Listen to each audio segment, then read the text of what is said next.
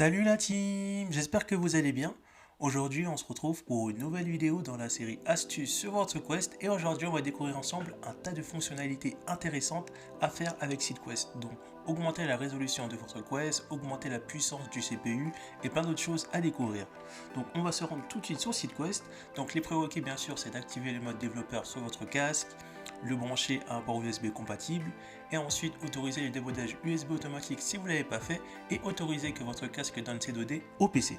Alors pour commencer, on va cliquer ici sur la petite clé plate, on va descendre et on va commencer à partir de ces commandes là. Donc ce qu'il faut savoir c'est que toutes ces commandes là, on peut les utiliser pour faire des modifications manuellement dans le casque et normalement lorsque vous redémarrez votre casque, ça revient par défaut. Mais il y a des personnes qui ont signalé qu'en utilisant les commandes de SeedQuest pour augmenter la résolution, augmenter le CPU, etc., qu'ils ont eu des problèmes et que leur casque, en gros, il fonctionnait plus ou il était plus trop utilisable. Donc ça fait pas ça à tout le monde, mais il y a des personnes qui le signalent. Après, je sais pas si avant ils avaient des problèmes avec leur casque, etc. Mais je vous préviens avant de vous expliquer tout ça. Donc maintenant, on va commencer par les Chromatic Aberration et on va voir ce que c'est. Phénomène de décomposition du spectre lumineux. Les aberrations chromatiques se caractérisent par des franges colorées visibles sur les contours fortement contrastés. Donc je vais mettre une petite photo pour que la définition prenne tout son sens et que vous compreniez mieux. Donc en fait c'est vraiment ça, le petit truc, le petit halo qu'on voit en fait on le retrouve en VR. Pour ceux qui ont fait beaucoup de VR, ils le voient des fois. Donc en fait c'est ça, en fait ce paramètre là il va vraiment influencer sur ces sortes de halo en fait. Donc là on peut laisser par défaut ou sélectionner une app ou le mettre on ou le désactiver. Donc ensuite, on va descendre un petit peu, on a le Guardian, on peut l'activer ou le désactiver sur SeedQuest en appuyant ici, et toutes les commandes qu'on retrouve ici, si on le clique, ça va s'activer sur le casque. Donc bien évidemment, il faut que le casque soit reconnu par le logiciel SeedQuest. Donc là, on a le mode Full Rate Capture. Donc là, en fait, par défaut, les captures, ils sont soit en 60 ou 72 FPS dans le casque. Si on clique sur On, les captures vont être en 30 fps. Du coup, je sais pas si c'est vraiment un truc intéressant, mais juste ça à signaler. Après, on a le Pass Text to You Device. Donc là, je l'ai activé, mais je désactive parce que je m'en sers pas. En gros, si sur votre casque, vous voulez écrire du texte et l'écrire directement sur SeedQuest avec du PC, en cliquant ici, vous pouvez le faire. Et je crois qu'il faut appuyer ici. J'ai pas testé, mais ça peut être intéressant pour certains. Et ensuite, on arrive au 7FFR Fixed Foveated Rendering, j'arrête, je suis nul en anglais. Une fonctionnalité de rendu que les développeurs peuvent utiliser sur le Quest 1 ou 2, où le niveau de la texture des yeux est automatiquement ajusté en fonction de l'utilisation du CPU. Le rendu des bords de l'image a une résolution inférieure à celle du centre. Donc c'est pour ça que quand on prend le casque et que des fois on voit que sur les côtés on voit flou, donc en fait c'est dû à ça. Et en fait le fait que l'image on la voit floue, que ce soit sur le côté gauche ou sur le côté droit des yeux, ça permet d'augmenter la résolution du centre. Et on va dire que c'est quelque chose d'intéressant pour les développeurs lorsqu'ils veulent exporter leur jeu PCVR sur le Quest. Donc là on peut l'augmenter.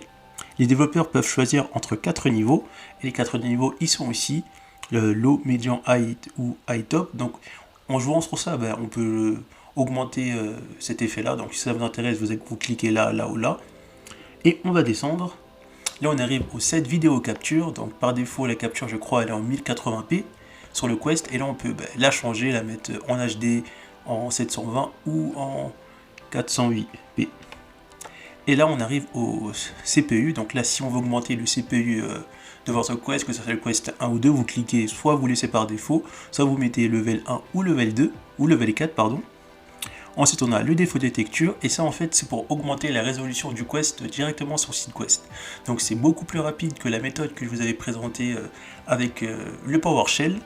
Donc vous avez juste par exemple à cliquer là, et ensuite lancer n'importe quelle application sur votre Quest, et à partir de là la modification sera prise en compte. Même si vous revenez au menu, la résolution sera quand même baissée, parce qu'elle sera à 512, et la résolution basique, la texture basique plutôt du Quest 1, c'est 2080.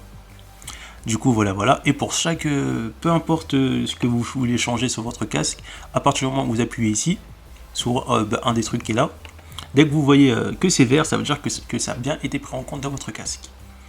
Du coup voilà, après il reste juste la capture vidéo bitrate du Go du Oculus Go, vu que moi je parle que du Quest, je peux en parler ici. Mais maintenant, vous savez, il y a un tas de fonctionnalités intéressantes à faire sur votre Quest, que ce soit le 1 ou le 2. Bien évidemment, je vous invite quand même à la prudence en utilisant ces fonctionnalités-là, vu que des personnes se sont plaintes qu'ils avaient, on va dire, entre guillemets, pété leur casque comme ça. Je sais pas si c'est vraiment vrai ou si c'est parce qu'ils bidouillaient trop sur SideQuest ou sur autre chose, mais ces retours-là sont montés. Donc je vous invite vraiment à la prudence. Moi, j'opterais plus pour utiliser ces commandes-là, on va dire, juste pour la texture. Ou peut-être pour... après, peut-être pour la capture vidéo, peut-être réduire ça, je vois pas l'intérêt. Quand je remonte, les autres fonctionnalités, je préfère pas trop les utiliser, que ce soit pour l'aberration chromatique ou sur le FFF. Moi, j'utiliserais juste ça, honnêtement, juste pour augmenter la résolution. Après voilà, c'est à vous de voir. Hein. Du coup, voilà, j'espère que cette vidéo vous a plu, qu'elle vous a appris quand même quelque chose d'intéressant. N'hésitez pas à mettre en commentaire ce que vous en pensez, si ça vous a été utile. Et on se retrouve pour une prochaine vidéo. A plus la team! Pour retrouver d'autres astuces sur votre Oculus Quest 2, cliquez sur les barres du numérique, après vous êtes abonné bien sûr. Rendez-vous dans la playlist, et là cliquez sur la playlist Astuces Oculus Quest 2. Donc là pour l'instant on retrouve que 4 astuces, mais je mettrai cette playlist à jour au fur et à mesure. A plus la team!